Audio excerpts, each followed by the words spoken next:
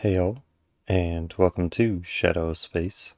And today we're commenting on another BCP video. Excuse me. This is called Liberals Rage as Trump delivers devastating reality check to Democrats after major blowout victory.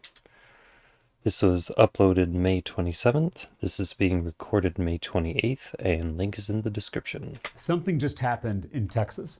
The most corrupt politician in America just became the Republican nominee for the United States Senate. 3 years ago, Ken Paxton was impeached by his own party for using his public office to enrich himself and his donors at the expense of the people. That kind of corruption is the... Okay, well, non-citizens have managed to gain elected office in state governments around the country. Rot at the core of this broken system. It's why we can't afford anything. It's why we can't get ahead no matter how hard we work. For 50 years, mega donors and their puppet politicians like Ken Paxton have stolen from us with their bribes, their bailouts, and their billionaire tax breaks. Ken Paxton has gotten away with it. They've all gotten away with it. But that ends this year, in this state, in this race. If we, the people, can come together to defeat the most corrupt politician in America, we can defeat this entire corrupt system. We can start unrigging this economy. We can start raising our pay, cutting our taxes, lowering our costs. We can finally get ahead. It's time to come together. Oh my.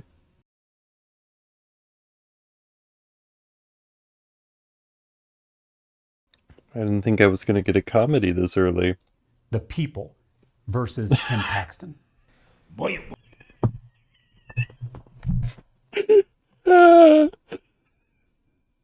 That truly was that was a punchline.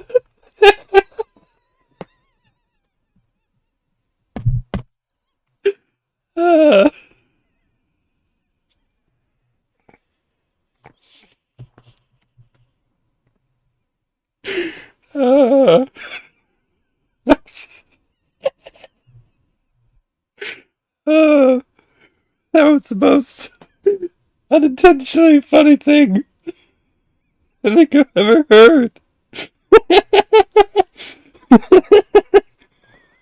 That is weaponizing Trump derangement. That is weaponizing hatred on a scale I don't think I've seen before. Wait. So we got to talk about yet again another major landslide blowout victory for President Trump, as Ken Paxton has demolished.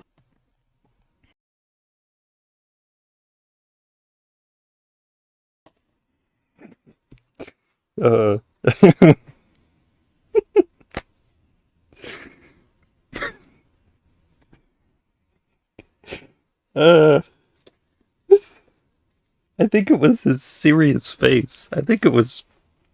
He meant it. That was...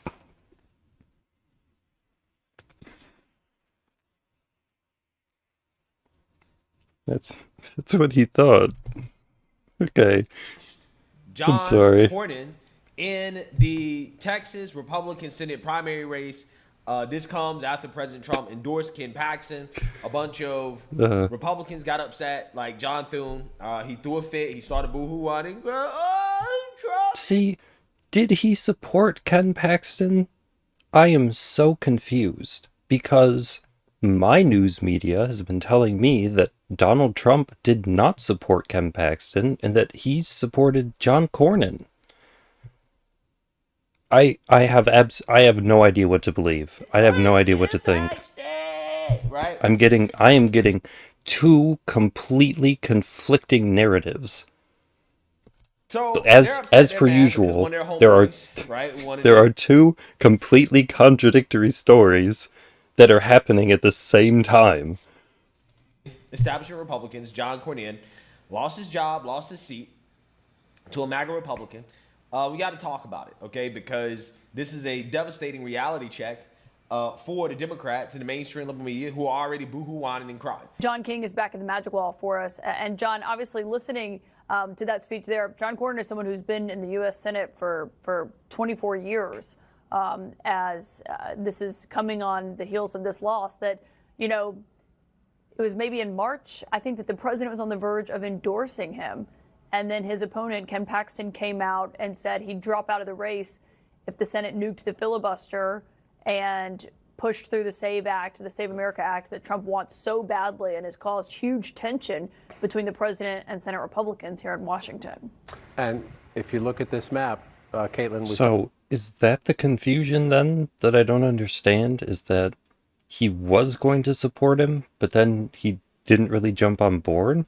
Talked about this before. You've talked about it with your smart panels in recent weeks. President Trump is incredibly weak nationally right now. His national poll numbers are down. He's underwater. The Iran war is unpopular. Gas prices are up. However, the president has shown yet again in Texas his power over the Republican base. Senator Cornyn graceful there as he heads for the exits. This is embarrassing for a veteran Republican incumbent. I'm old enough to remember when John Cornyn was a rising star in Texas politics 2.5, 3 decades ago. Tonight, Ken Paxton is getting 63% of the vote, has a 222,000 vote lead. The incumbent Republican senator getting just 37%. Perhaps that changes a little bit as the final votes come in. But thumping, shellacking, call it what you will, 254 counties in the giant state of Texas, more counties than any other state. 1, 2, 3, 4.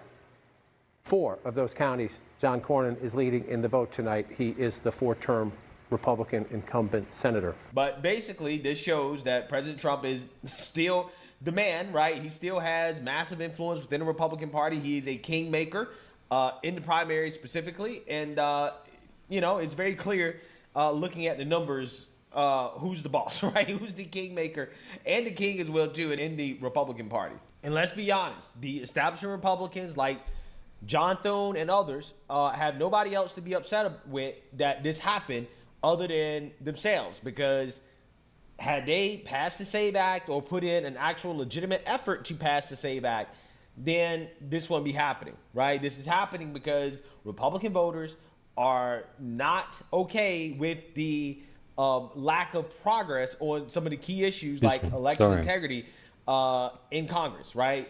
Republicans have dropped the ball, specifically in the Senate, when it comes to passing the SAVE Act. And John Cornyn is a part of Republican leadership in the Senate, so he's also responsible. And ultimately today, Ken Paxton one-upped him, right, on that subject, and he got the Trump endorsement, and this is the result. Again, Republicans are going to have to learn that ultimately today, if you don't want to be primary about Trump, then maybe you should do your damn job, right? If you do your job well, okay, then you will not be primary by the president. But when you fail, okay, then this is what happens. So it is what it is. The president has gotten involved in many races. I want to be very specific about the language here. I don't know if that matters as much.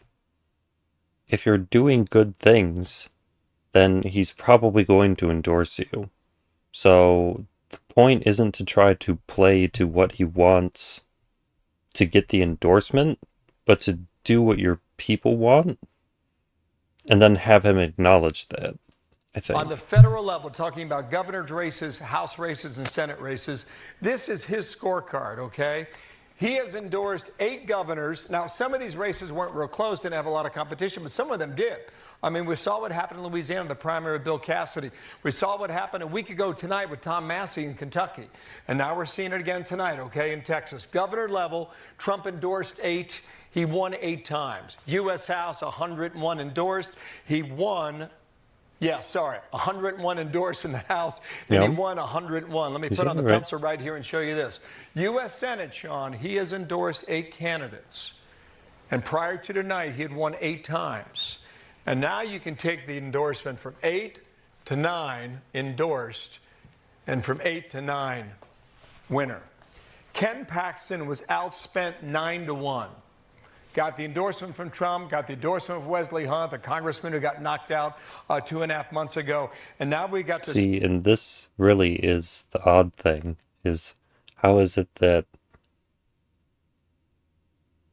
Because I feel like this is true for a lot of these people, is that they had a lot more money than the other guy, and I'm not quite sure why, other than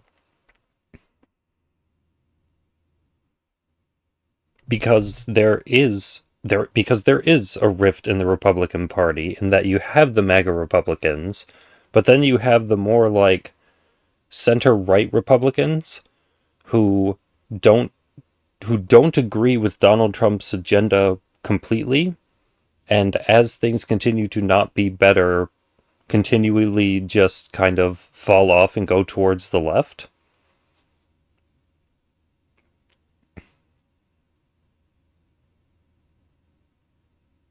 So if you are a Republican and you are appealing to those people, it's a small portion of the Republican Party. It isn't really enough of a base. So I guess it would make sense that they would get less money because there are naturally less people, and that clearly plays out in the fact that he won. What was the difference? It was like 60 some odd percent points or whatever. Here's 628. 62%. And this is with 53% in, I guess. Probably isn't gonna have it on here. Boy. Go. And now we got the set.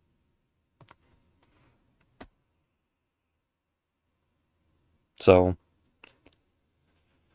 Tax of Tellerico. Many Republicans felt if John Cornyn could win tonight, that he could be an easy winner over Tellerico. We'll never know that now. And a lot of Republicans felt that they could save a lot of money too if Cornyn won. Oh, here we go. 62.5. I guess I can't tell how much of the voting is in. Did not happen. Here's what will happen, Sean, in November. In Texas, probably the most expensive Senate race that we have seen ever. I mean, we were looking at some of the numbers from, well, I guess it was Georgia in 2020. And David Perdue up against John Ossoff, all the money combined with all the outside groups thrown in together. Just 37.5%. Well, let's see, but this is still only 49%. $500 million. This primary alone, between Cornyn and Paxton, they spent well over $100 million. Paxton 9-1, well over, Cornyn spent 9-1, like more than $90 million compared to Paxton's 10.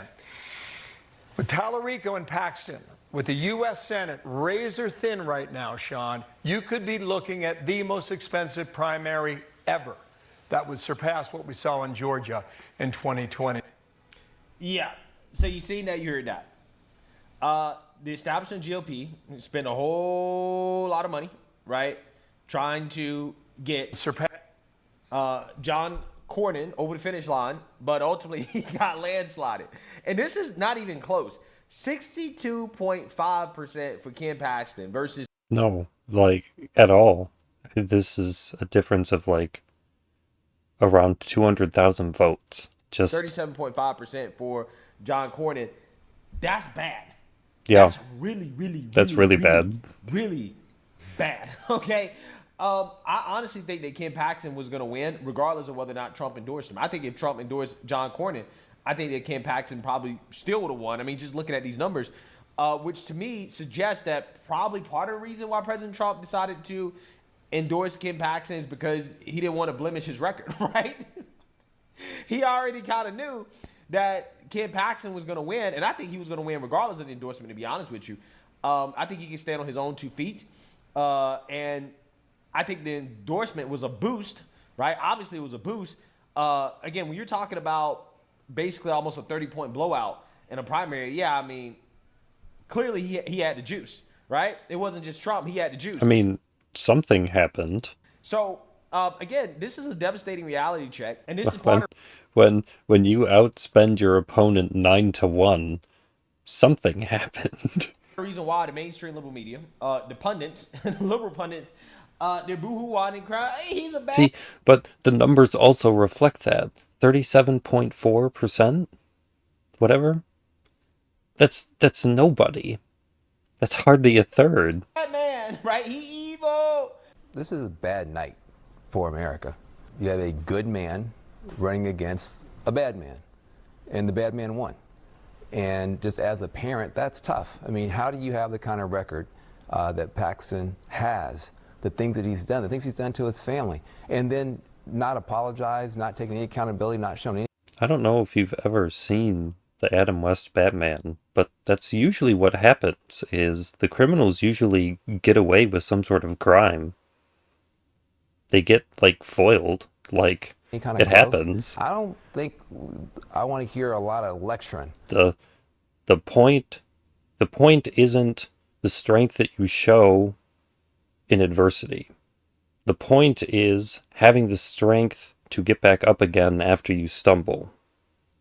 From Republicans about family values and all these different things and wagging their fingers. It's a different kind of people. strength. It's a bad night for the country. It's a bad night for the Republican Party. It's a bad night for parents everywhere. At some point, character should matter. Nobody's perfect, but you do want to show some kind of growth. And there's zero growth. In fact, there's negative growth with this candidate, and he has the backing of the President of the United States and a bunch of voters, and it's terrible. This is the race they're going to run against him. It's going to be total culture war race. They're going to use that sort of blunt a lane he thinks he has carved out around his Christian faith and his interpretation of Christianity. I think it's going to be effective. I guess one of his statements was something like, "It's not clear if Jesus or God was a man or a woman, or he contains both masculinity and femininity." That's going to be a problem in Texas, and it's going to be a problem for a lot of Christian voters, whether you're Latino, black, or white. They don't agree with that. Yeah, it is going to be a problem, and that's what the mainstream liberal media, they're hesitant to admit that this guy James Tallarico is radically far left. Again, say what you want about Ken Paxton, okay? James Tallarico is a far left lunatic. He's a freak, right? And his beliefs are nonsensical. And this is what Ken Paxton went after doing his speech. See, I don't think this is accurate. I've heard this argument. It's basically because God asks that you refer to him as he, but God isn't a he, that God is therefore either trans, or because he doesn't have a gender, he is non-binary. But like, it's just nonsense word games. Like, again, like, would an energy being have a gender? Like, a lot of the words don't really mean anything anyways. Like, I think if, Ken it doesn't matter. campaigns on this, then I think he's going to be fine. My opponent is the most extreme radical the Democrats have ever nominated. He's even running a vegan campaign, whatever that is. He goes by a few names that you may all have heard of. Some people know him as Tofu Tallarico. Some people call him Six-Gender Jimmy. I've even heard some people call him James Tallarico.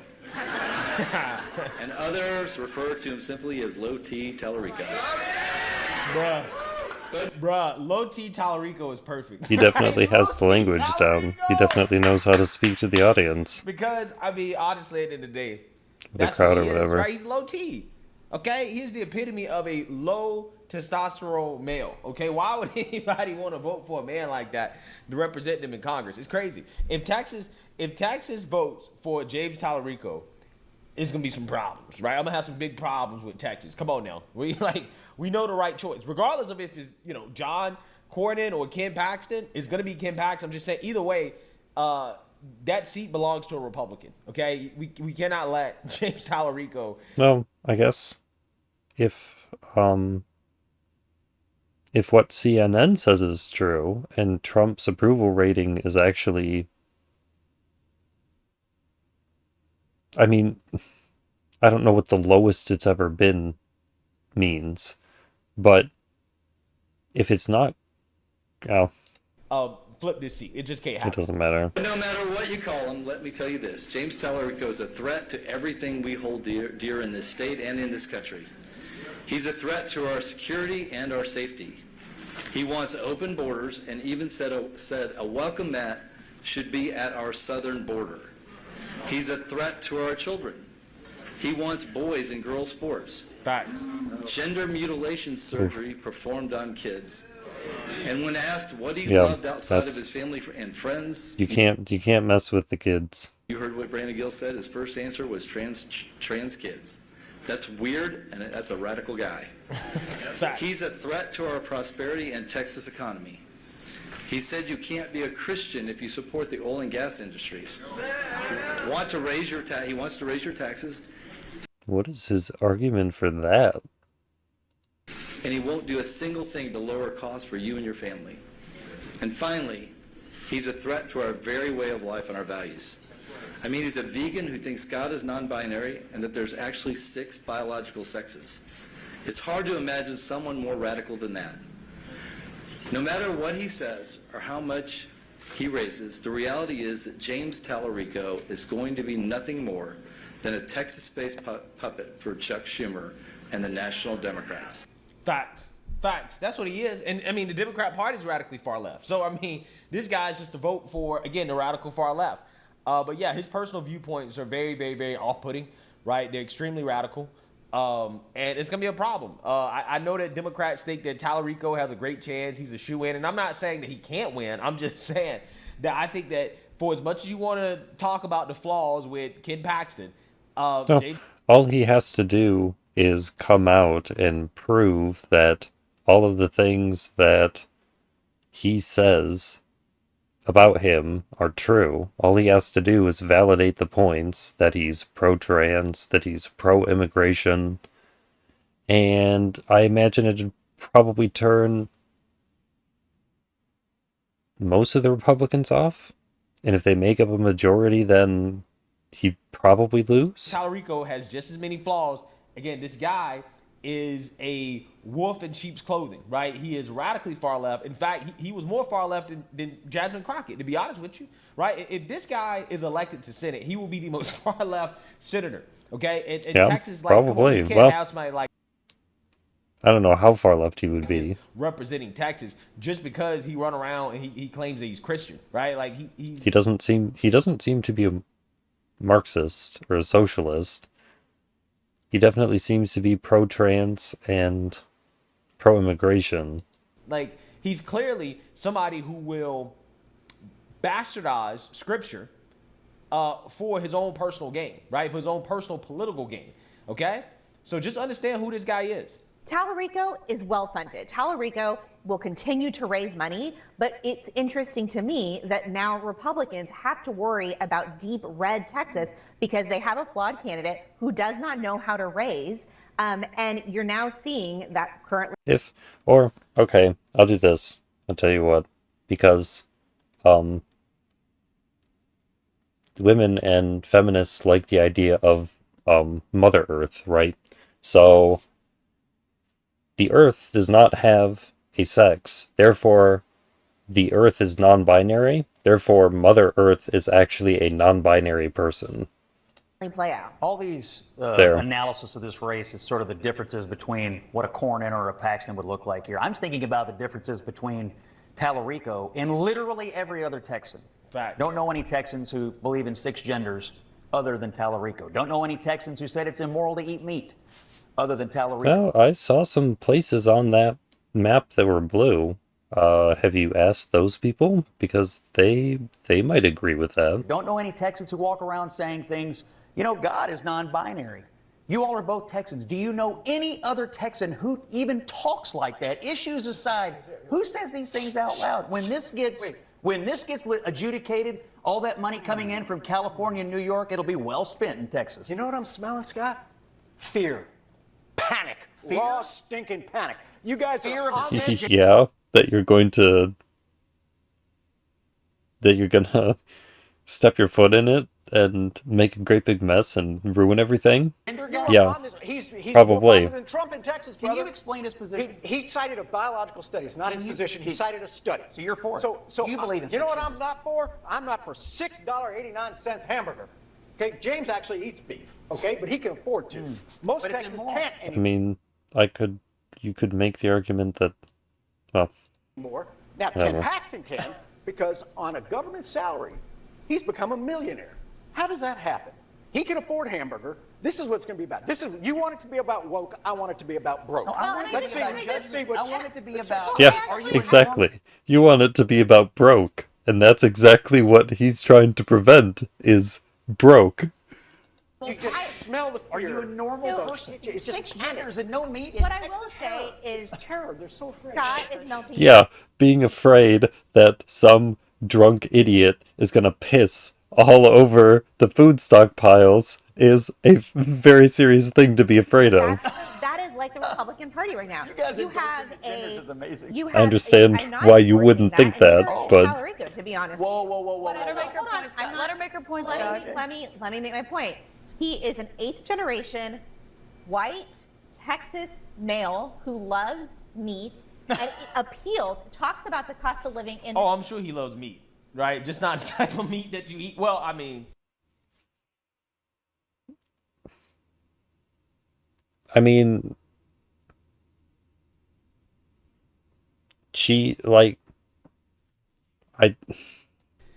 who knows what some people are into, but I'm sure he loves meat, right?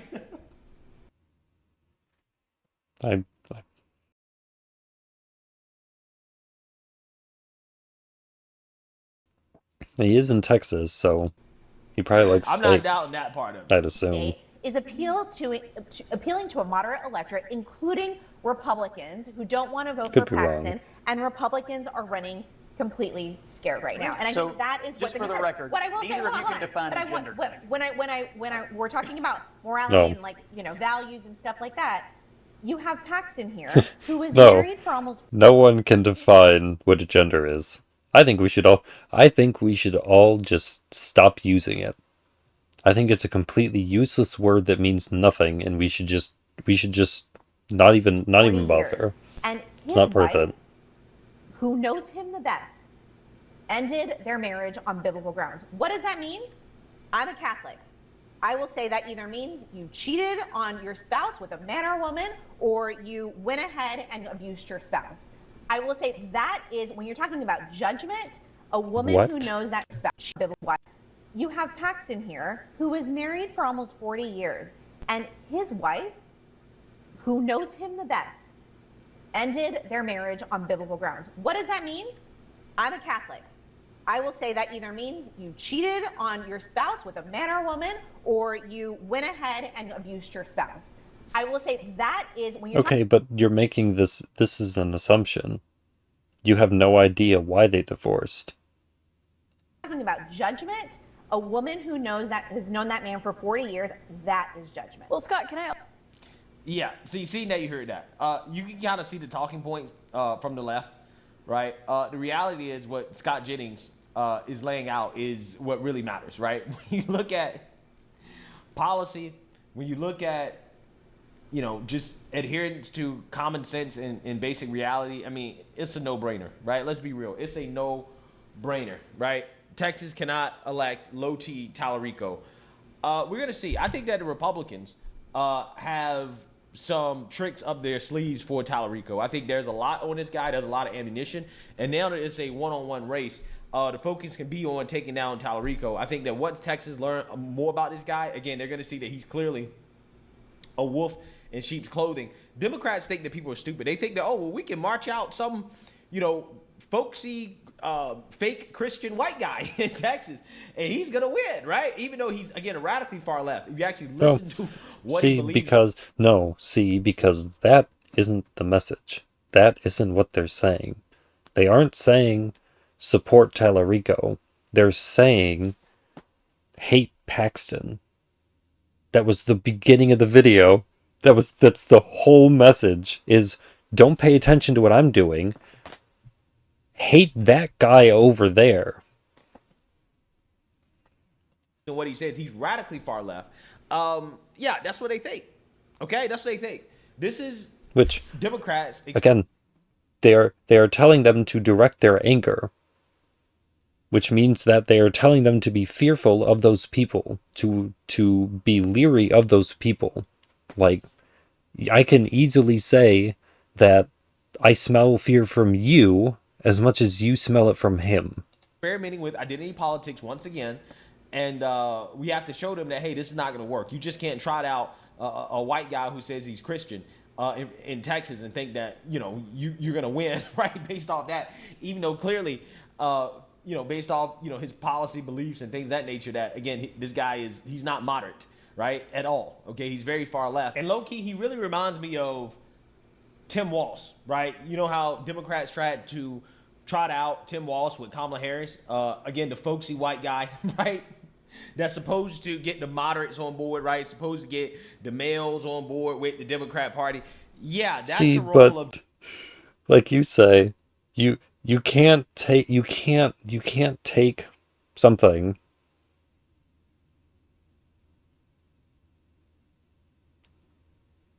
and hold it out in front of you and say that it's something in it.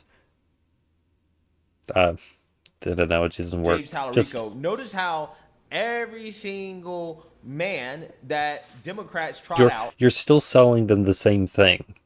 You putting a different label on it doesn't change what you're selling. So the moment they try it, the moment they engage with it, they're going to realize that they've been duped, that they've been hoodwinked, that they've been lied to, that they've been had.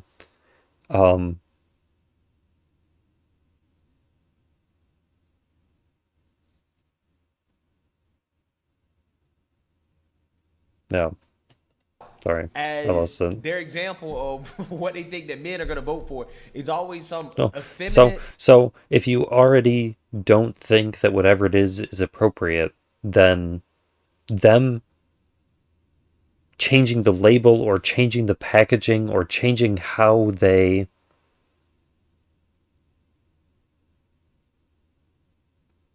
give the information doesn't do anything. You're saying the same thing. Saying it differently doesn't do anything. You're saying the same thing. Low testosterone male every single time, right?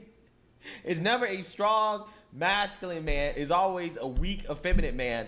And I think that's one of the main issues that Democrats have. They don't have any strong men in their party. They just don't, right? Well, so they have men who agree with the message. The problem is that some men don't agree with the message.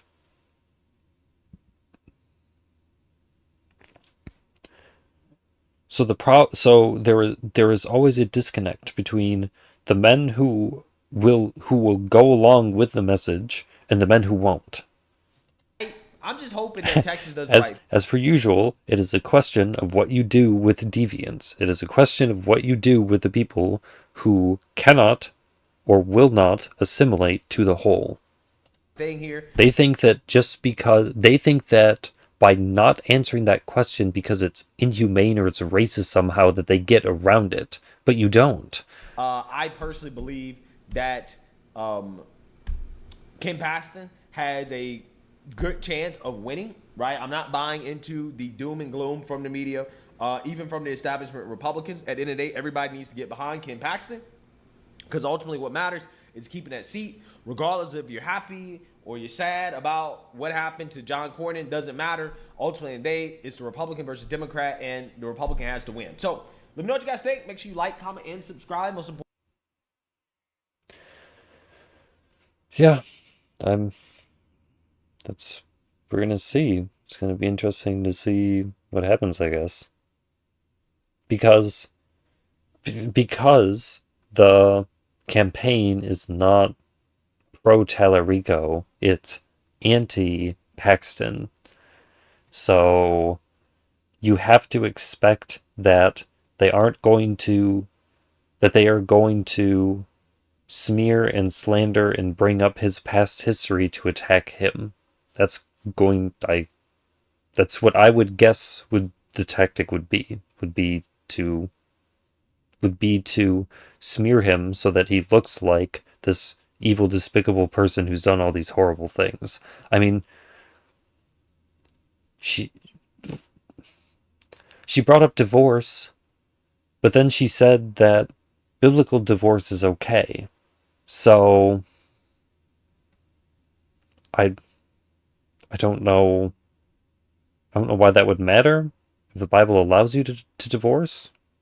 I don't know.